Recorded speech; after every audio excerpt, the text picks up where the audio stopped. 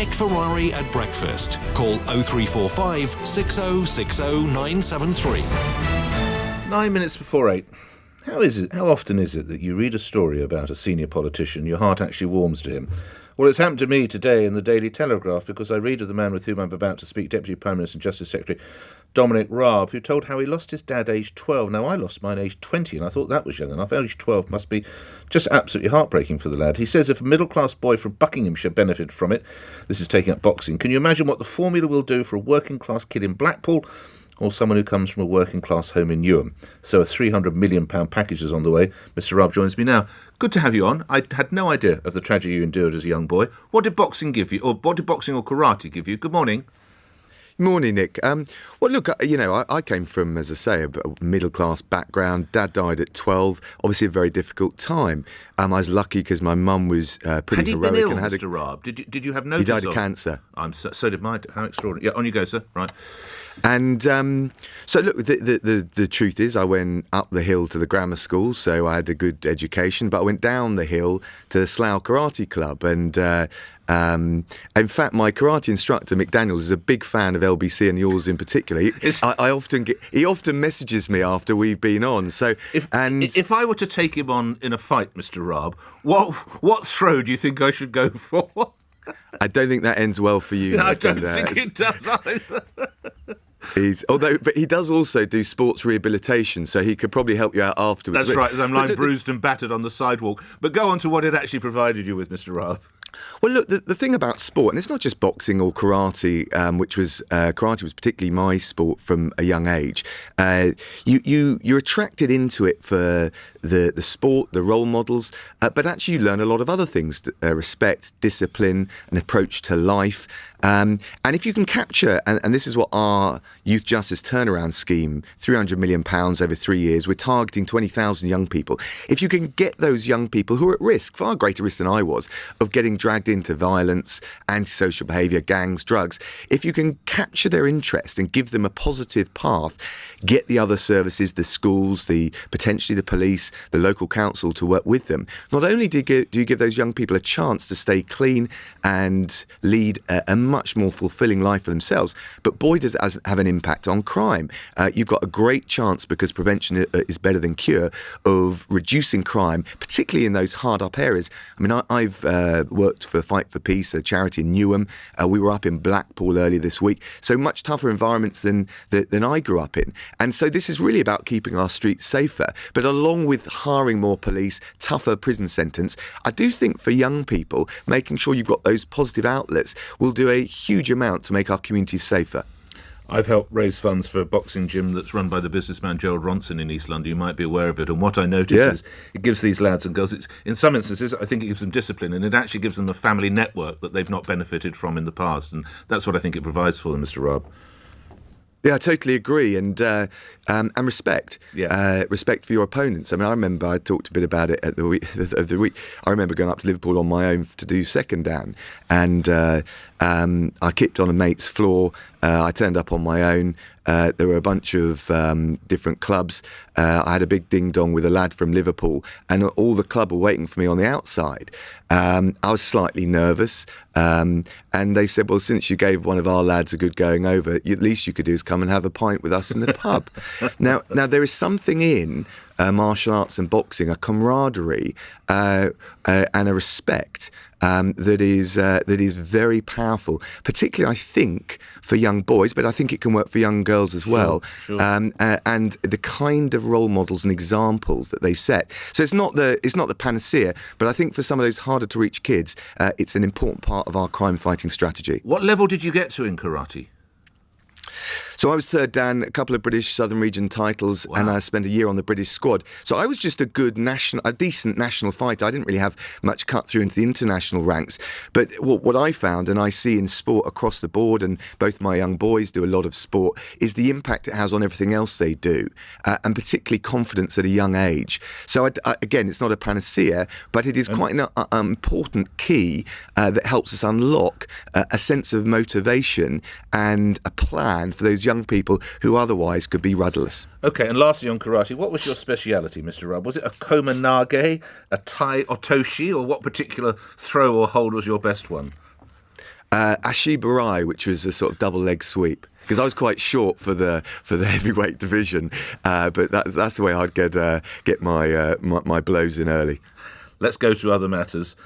Has the Prime Minister got away with it as regards Partygate, Deputy Prime Minister?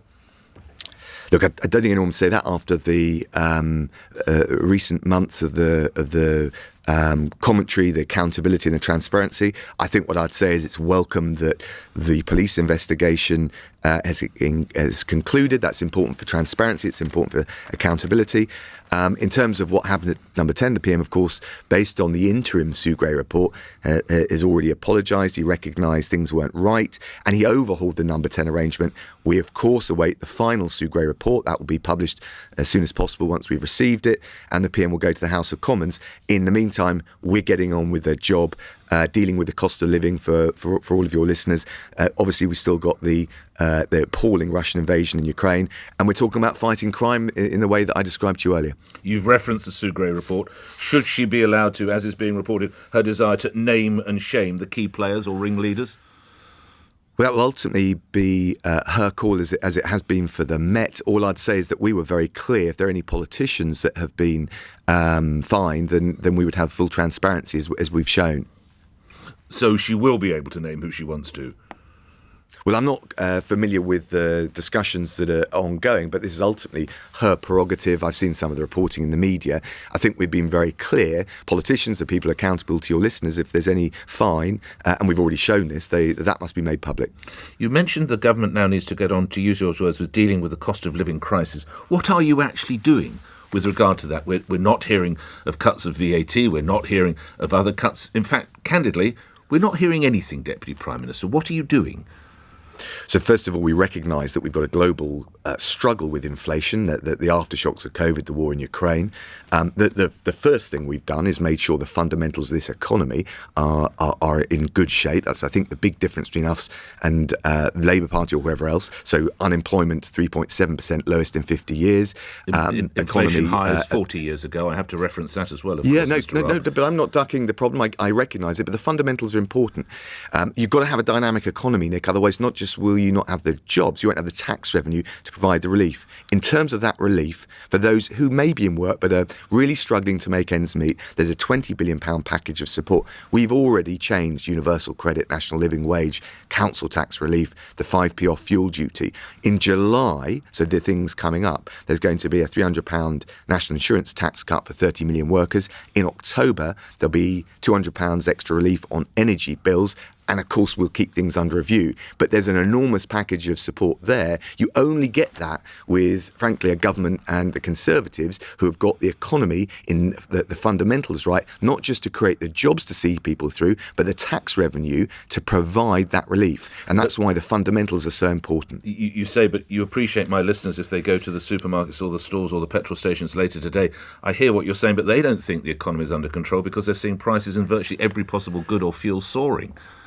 Well, what I'm pointing to is unemployment, a record low 50 years. I'm also saying if you look at the growth of the economy, last year fastest in the G7, this year second fastest. We get the forecasters see a bump over the following year, but then it comes back. So what I'm saying to you is, yes, we recognise that for all of those people you referenced going to the supermarkets, going to the petrol pumps, the next year is going to be tough. But there is all the support that we can responsibly provide in place. We'll keep it under review. But the worst thing would be to damage the economy, either through jobs or the investment coming in that doesn't just pay for those jobs, but also provides that tax revenue that we need. So getting the fundamentals of the economy is right. And that's what the government, Rishi Sunak, the Prime Minister, have got a laser-like focus on right now. Last couple of questions. I know this falls more under the watch of your colleague Priti Patel, but it is reported that they had to delay the first deportation flights to Rwanda because of legal challenges. How confident are you that anyone will ever actually be sent to Kigali, Mr. Raab? I am confident. We've worked through these plans. Home Secretary, I've looked at them very carefully. The Attorney General has. But of course, we've got lots of people that will try and block them. The reason we're doing this is because we want to end the trade in misery that the criminal gangs prey on, with people being encouraged to take illegal routes into the UK, and make sure that there are legal routes for those fleeing persecution, but make sure also there's a distinction between those who come here lawfully and unlawfully. And I think that's right, amidst the suite of other measures that we're taking. Will people leave this month, as the Prime Minister is hoping? Look, as soon as we can do it, it will be done, and we'll work through all of those different challenges. Deputy Prime Minister? I hope it's done as soon as possible. The Home Secretary will be closer to the challenges and the operational issues than I am, but we want to get it done as soon as possible. Just put your justice hat on, if you would. You won't be aware of this, but the LBC has an exclusive story coming up in a few moments' time. The Met Police plan to enforce 1 million speeding offences a year by 2024 through 25. Since 2017, violent crime in London is up 26%, sex crimes up more than 40%. Is this the right use of police resources to go after motorists, Justice Secretary? Well, I think we've got to do both. I think road traffic offences are important. Lives are at risk. Things like speeding, I totally get that. In terms of as we come through the pandemic, building back stronger, look, I would also say, look, the conviction rate in the last quarter of 2021 arose from 68 to 71%, for example, for rapes. Rape convictions in the last year have gone up by 67%. There's a huge amount of work more to do. I'm working very closely with not just Priti Patel, but the Attorney General. There's a great initiative to combine police and prosecutors to strengthen and streamline the approach to rape and serious sexual violence. So we are focusing on the really serious stuff, but road traffic accidents and the lives lost on our roads is important too. Lastly, when the new Chief Inspector of Constabulary, Andy Cook, implies that police officers should use discretion when it comes to shoplifting, which I prefer to call thieving or robbery, do you concur? Look, the reality is that the law needs to be enforced without fear or favour. And the one thing I worry just a little bit when I read comments like that, and I don't want to criticise anyone, but just you're asking me for my view, is for all of those people from very difficult backgrounds, particularly working class people up and down this country, who would never dream of pinching anything, however tough the situation got to. I feel a little bit for the vast majority of them who will find some of those comments jarring. Well said. Thank you for your time, and my best wishes to your karate instructor. And when you next catch up with him, tell him I'll get a signed photo and a fight any time he likes. Dominic Raab, thank you very much. Deputy Prime Minister, Justice Secretary, appearing here on LBC. Not really the fight. 3 minutes after 8, let's get the news. On your radio, on Global Player, and Play LBC. leading Britain's conversation. This is LBC.